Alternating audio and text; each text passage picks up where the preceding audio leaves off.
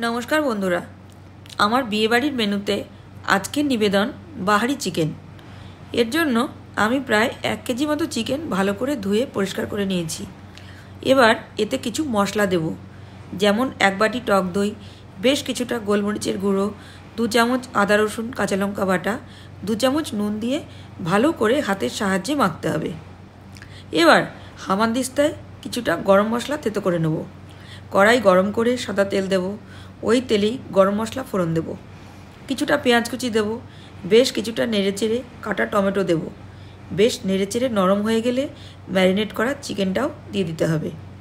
এবার খুন্তি দিয়ে ভালো করে উলট পালট করতে হবে। 1 বাটি কাজু বাটা দেব, আরও একটু খুন্তি দিয়ে নাড়াচাড়া করে চিকেনের বাসন ধুয়ে জলটা একটু দিয়ে দেবো। আরও একটু নেড়েচেড়ে গ্যাস কমিয়ে ঢাকা দিতে হবে ওই 10 মিনিটের মতন।